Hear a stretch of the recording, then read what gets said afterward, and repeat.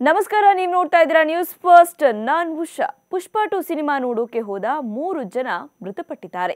ಅದರಲ್ಲಿ ಹೈದರಾಬಾದ್ನ ಸಂಧ್ಯಾ ಥಿಯೇಟರ್ನಲ್ಲಿ ಅಭಿಮಾನಿಗಳ ಕಾಲ್ತುಳಿತಕ್ಕೆ ಸಿಕ್ಕು ಅಸುನೀಗಿದ 32 ವರ್ಷದ ಮಹಿಳೆ ರೇವತಿ ಕೂಡ ಒಬ್ರು. ರೇವತಿ ಈಗ ತನ್ನ ಪತಿ, 9 ವರ್ಷದ ಮಗ ಹಾಗೂ ಮಗಳನ್ನ ಬಿಟ್ಟು ತಮ್ಮ ಜೀವನದ ಸಿನಿಮಾವನ್ನ ಅರ್ಧಕ್ಕೆ ನಿಲ್ಲಿಸಿ ಹೋಗಿದ್ದಾರೆ. ಕಾಲ್ತುಳಿತಕ್ಕೆ ಸಿಕ್ಕು ಉಸಿರುಗಟ್ಟಿ ಮೃತಪಟ್ಟ ರೇವತಿಯ ಕುಟುಂಬದಲ್ಲಿ ಇದು ಮೊದಲ ದುರಂತವೇನಲ್ಲ.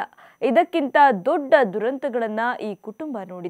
ಆದ್ರೆ ರೇವತಿ ಎಂಥೆಂಥ ಸವಾಲುಗಳನ್ನ ಎದುರಿಸಿದ್ರು, ಎಂಥ ತ್ಯಾಗಮಯಿ ಅನ್ನೋದನ್ನ ಅವರ ಪತಿಯೇ ಹೇಳಿದ್ದಾರೆ. ರೇವತಿ 2023ರಲ್ಲಿ ತನ್ನ ಪತಿಗೆ ಲಿವರ್ ಸಮಸ್ಯೆಯಾದಾಗ ತಮ್ಮ ಲಿವರ್ ದಾನ ನೀಡಿ ಯಮನನ್ನೇ ಸೋಲಿಸಿದ್ರು. ಆದ್ರೆ ಈಗ ತಮ್ಮನ್ನ ಹಾಗೂ ತಮ್ಮ ಮಗನನ್ನ ಉಳಿಸಿಕೊಳ್ಳುವ ಯುದ್ಧದಲ್ಲಿ ಮಗನನ್ನ ಉಳಿಸುವಲ್ಲಿ ಗೆದ್ದ ರೇವತಿ ತನ್ನನ್ನ ಉಳಿಸಿಕೊಳ್ಳುವಲ್ಲಿ ಸೋತು ಹೋಗಿದ್ದಾರೆ. ಮಗ ಶ್ರೀತೇಜ ಹಾಗೂ ಮಗಳು ಸಾನ್ವಿಯನ್ನ ಕರ್ಕೊಂಡು ಇಬ್ರು ಡಿಸೆಂಬರ್ 5ನೇ ತಾರೀಕು ಪುಷ್ಪ 2 ಸಿನಿಮಾ ನೋಡೋಕೆ ಹೈದರಾಬಾದ್ನ ಸಂಧ್ಯಾ ಥಿಯೇಟರ್ಗೆ ಹೋಗಿದ್ರು. ರೇವತಿ ಶ್ರೀತೇಜ ಜೊತೆಗಿದ್ರು. ಇದೇ ವೇಳೆ ಪ್ರೀಮಿಯರ್ ಶೋ ನೋಡೋಕೆ ಅಲ್ಲು ಅರ್ಜುನ್ ಅಲ್ಲಿಗೆ ಬಂದಾಗ ಕೂಡಲೇ ನೂಕು ನುಗ್ಗಲು ಉಂಟಾಗುತ್ತೆ. ಈ ನೂಕು ನುಗ್ಗಲಲ್ಲಿ ಶ್ರೀತೇಜ ಹಾಗೂ ರೇವತಿ ಇಬ್ರು ನೆಲಕ್ಕೆ ಬಿದ್ದು ಅಭಿಮಾನಿಗಳ ಕಾಲ್ತುಳಿತಕ್ಕೆ ಒಳಗಾಗಿದ್ರು.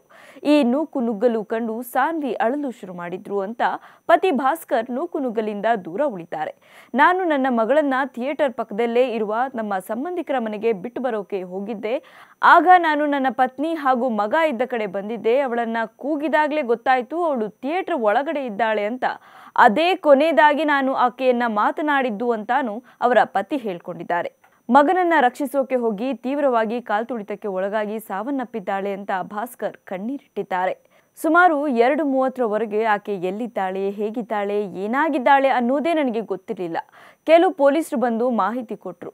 ಆಗ ನನಗೆ ಇಡೀ ಪ್ರಪಂಚವೇ ಒಡೆದು ಹೋದಂಗಾಯ್ತು. ವರ್ಷದ ಹಿಂದೆ ಅವಳು ನನಗೆ ಲಿವರ್ನ ದಾನ ಮಾಡಿ ನನ್ನನ್ನು ಬದುಕಿಸಿದ್ಲು. ಈಗ ಅರ್ಧ ದಾರಿಯಲ್ಲೇ ನನ್ನನ್ನು ಬಿಟ್ಟು ಹೋಗಿದ್ದಾಳೆ. ಇದನ್ನ ಕಲ್ಪಿಸಿಕೊಳ್ಳೋಕು ನನಗೆ ಆಗ್ತಿಲ್ಲ ಅಂತ ಭಾಸ್ಕರ್ ಮತ್ತೆ ಕಣ್ಣೀರಿಟ್ಟಿದ್ದಾರೆ. ಇನ್ನು ಮಹಿಳೆ ಸಾವಿನ ಬಗ್ಗೆ ನಟ ಅಲ್ಲು ಅರ್ಜುನ್ ವಿಡಿಯೋ ಮೂಲಕ ಪ್ರತಿಕ್ರಿಯಿಸಿದ್ದು, ಮಹಿಳೆಯ ಕುಟುಂಬಕ್ಕೆ ಎಲ್ಲಾ ರೀತಿಯ ನೆರವು ನೀಡುವುದಾಗಿ ಭರವಸೆ ನೀಡಿದ್ದಾರೆ. ರೇವತಿಯವರ ಸಾವಿಗೆ ನಾನು ಸಂತಾಪ ಸೂಚಿಸ್ತೀನಿ.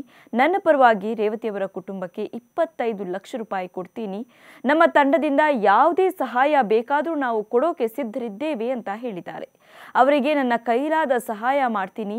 ಶೀಘ್ರದಲ್ಲೇ ಆ ಕುಟುಂಬವನ್ನ ಖುದ್ದಾಗಿ ಭೇಟಿ ಮಾಡ್ತೀನಿ ಅಂತ ಬನ್ನಿ ಭರವಸೆ ಕೊಟ್ಟಿದ್ದಾರೆ. ಕ್ಷಣದ ಮಾಹಿತಿಗಾಗಿ ನೋಡ್ತಾ ಇರಿ ನ್ಯೂಸ್ ಫಸ್ಟ್. ನಿರ್ಭೀತಿಯಿಂದ ನಿಮ್ಮ ಪರವಾಗಿ.